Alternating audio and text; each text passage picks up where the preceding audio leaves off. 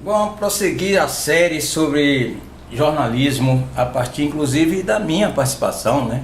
Afinal de contas, eu sou jornalista com diploma desde 1986, mas já trabalho na área desde o início dos anos 90, conforme eu disse no Correio da Bahia.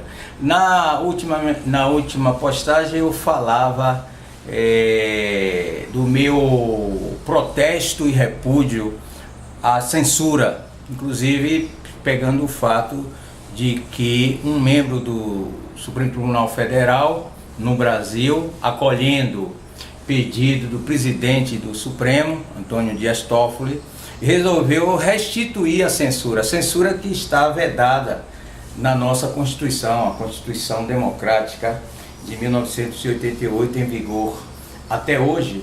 E eu falava de quanto a cultura da censura se entranhou na mentalidade dos setores aqui no Brasil, seja de direita, seja de centro, seja de esquerda.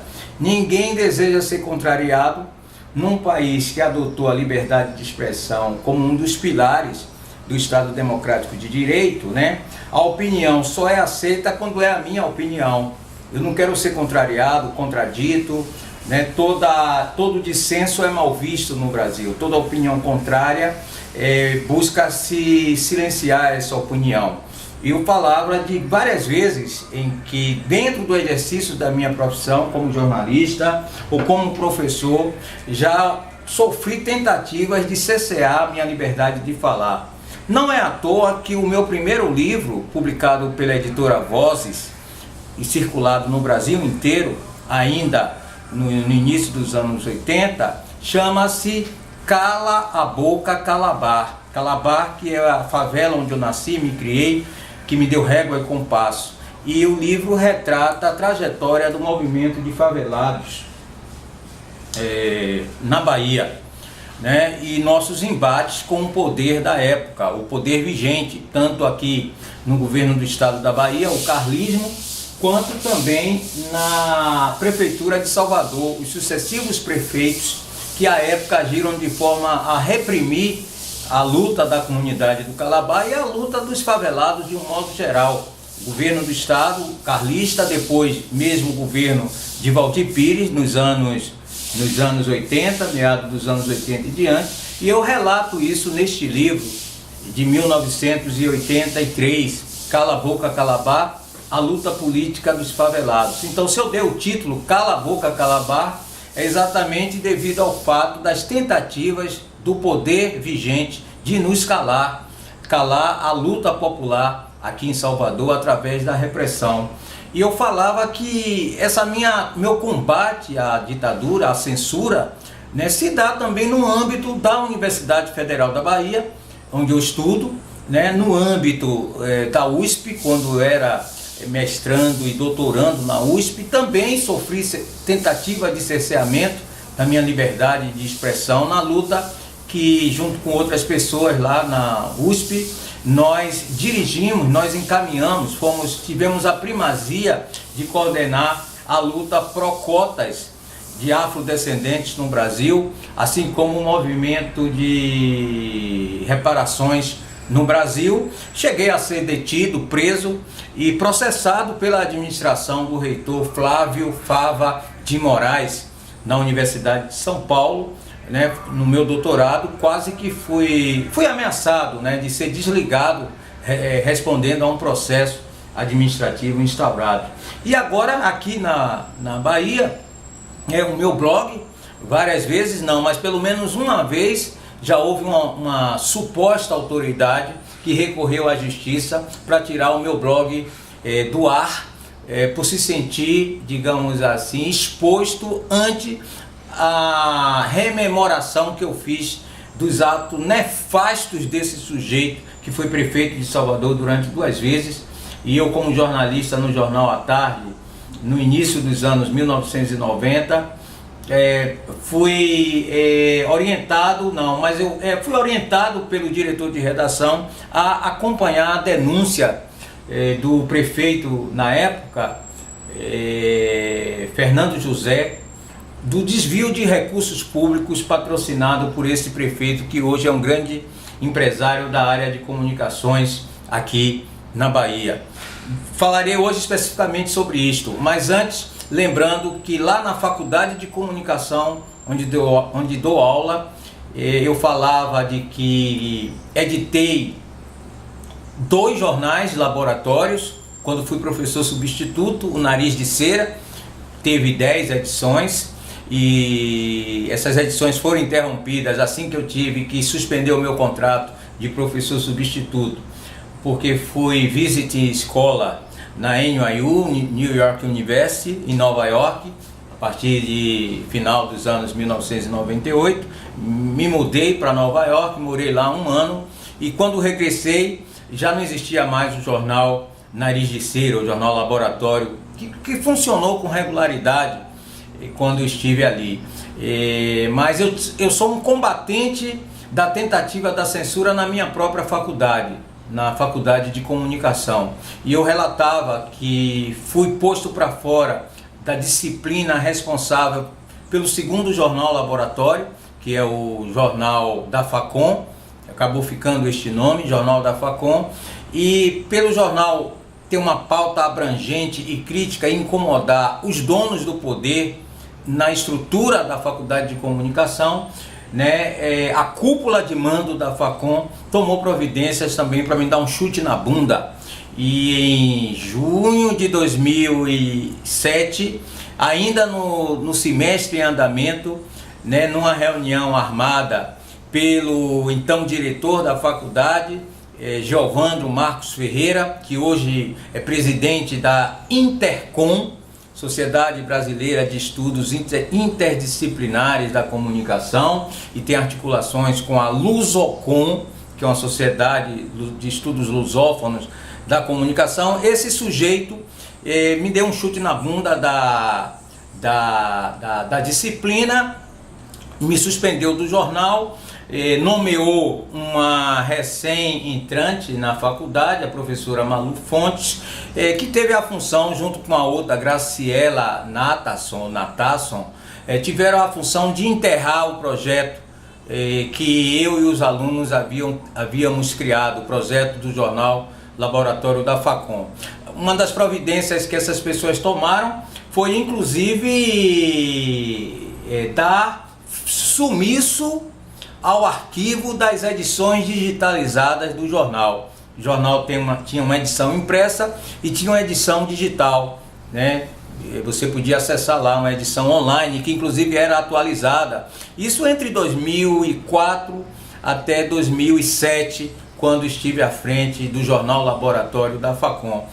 Uma das providências que tomaram foi simplesmente deletar ou dar sumiço às edições digitalizadas, as versões digitalizadas do jornal da Facom. Eles são essas pessoas que são paladinos da comunicação e da liberdade de expressão.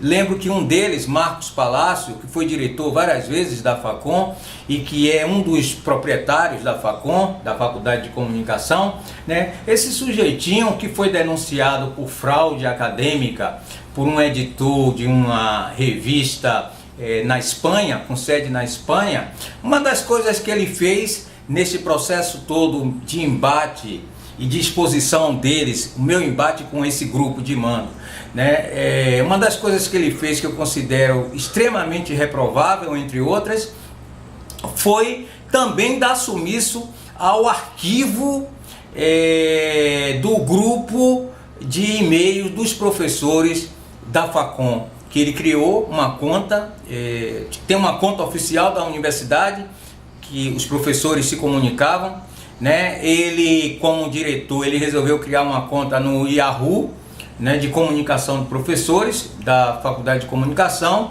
né? Quando ele tomou conhecimento de que parte dos documentos que eu anexava ao processo que eu guardei, o processo para mover contra eles por assédio moral, parte dos documentos eu utilizava a troca de mensagens e outros documentos através desse grupo do Yahoo. Uma das providências que esse Marcos Palácios tomou à guisa de fazer um benefício, foi simplesmente numa determinada altura, em 2012, se não me engano, foi simplesmente fechar a conta que ele administrava, a conta dos professores, dos docentes da Facom Yahoo, né, dizendo que deveria se criar uma nova conta, e hoje tem uma nova conta que é uma conta do Gmail. Diga aí, Luiz. Tá bom, um momento. Bom, eu queria dizer que esses grupos de mando, eles lotearam o espaço da Facom. Conforme eu disse, a Facom virou uma espécie de templo da Universal do Reino de Deus, né? Recebeu recursos públicos, ampliaram a faculdade, reformaram a faculdade, e hoje, se você for lá, você vê o prédio da Facom totalmente loteado entre esses senhores de mando, né? Então o Giovandro Marcos Ferreira tem lá o seu espaço físico, né, moderno, todo organizado. O Wilson Gomes tem um espaço dele. O espaço de Wilson Gomes, para você ingressar, é um espaço público, mas pertence a eles. Para você ingressar tem até um dispositivo, uma fechadura de senha ou de reconhecimento digital.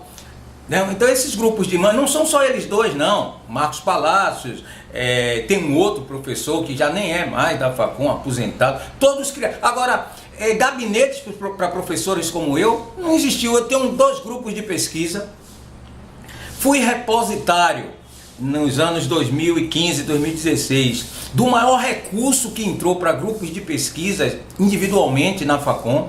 Afinal de contas, eu tinha apoio da For Foundation e também da Petrobras, um patrocínio da Petrobras para 2 pesquisas, uma delas sobre Milton Santos, geógrafo Milton Santos, a outra uma pesquisa de monitoramento de imprensa. Portanto, eu tinha 16 bolsistas e durante mais de 2 anos requisitava um espaço físico para reunir o grupo de pesquisa. Requisitava quem? Ao diretor da Facom. Quem era o diretor da Facom? Giovandro Marcos Ferreira.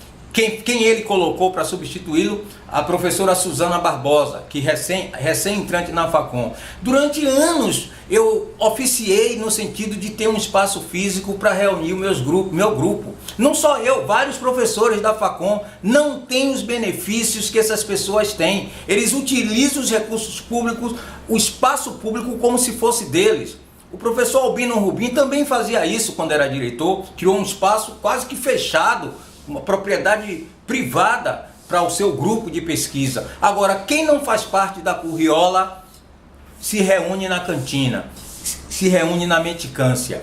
Então, essa é a situação da coisa. Eu vou ter que parar, que vocês viram que eu recebi um telefonema, mas volto no próximo vídeo, então, contando a história da presença de um grande empresário basco, ou vasco, né, que se fixou aqui na Bahia nos anos 90 e que foi o empresário que mais ameaçou por um período o poderio, tanto na área política como na área da comunicação, o poderio da família Antônio Carlos Magalhães, essa família de neo-coronéis que hoje mantém um grande latifúndio nas comunicações aqui na Bahia, e esse latifúndio tem inclusive o beneplácito das faculdades de comunicação, não só da UFBA, mas a Facom teve uma relação incestuosa com esse grupo recentemente, fato que eu denunciei junto